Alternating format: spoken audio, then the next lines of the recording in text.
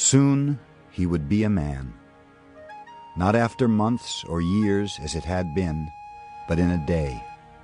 In a day, Coyote Runs would be a man and take the new name which only he would know, because finally, after 14 summers, they were taking him on a raid.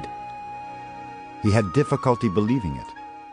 For this summer and 2 summers past he had gone time and time again to the old place, the medicine place, the ancient place in another canyon only he knew about, and prayed for manhood, all for nothing.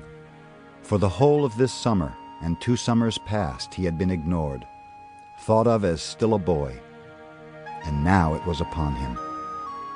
In the morning he had risen early and walked away from the camp before the fires yet smoked, and gone to the stream to rinse his mouth and take a cool drink, and nothing seemed different. He had gone to the ponies and looked at them, and thought how it would be some day to own a pony, 2 of them, many of them when he was a man, and could go on raids to take horses and a Mexican saddle with silver on it, like Magpie had done when he became a man, and who could now walk with his neck swollen. All someday. That's how he thought then, in the morning. It would all come someday. He would be an Apache warrior and ride down past the Bluebellies' fort, across the dirty little river into Mexico, and prove that he was a man. Someday.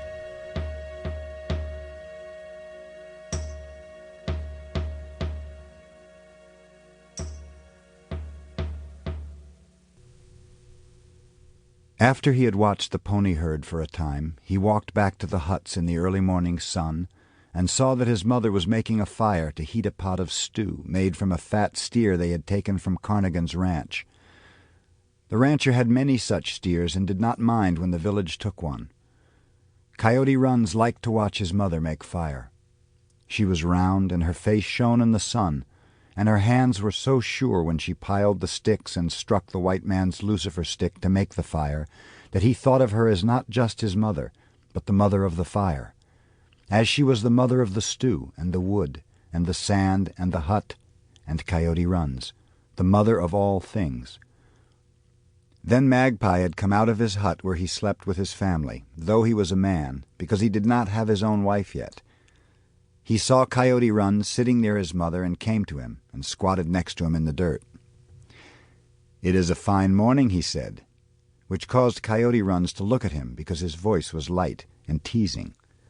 A fine morning, to be a man. Coyote Runs said nothing but had a sour taste in his mouth. It was not like Magpie to make fun of him or to be proud so that it showed in a teasing voice. "I have heard stories," Magpie said, and now Coyote Runs could tell that he was teasing openly, but he was smiling and his eyes were not mean. "What kind of stories?" "I have heard stories of a new raid to where the silver saddles are, a raid which will leave tomorrow, a raid which will have all the warriors on it." Coyote Runs felt it now, the small excitement that came from surprises. "All the warriors and men there are. Tell me, warrior, do you have a pony?"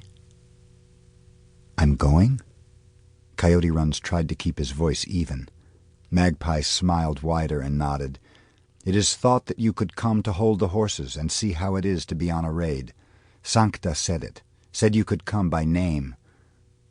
Coyote Runs thrilled inside but tried to remain cool, not show it as was proper, for a man, as a man should act.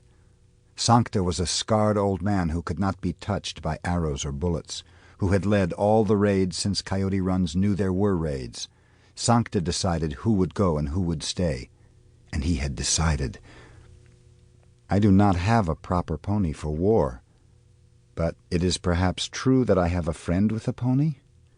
He looked pointedly at Magpie. "Do I have such a friend?" Magpie nodded.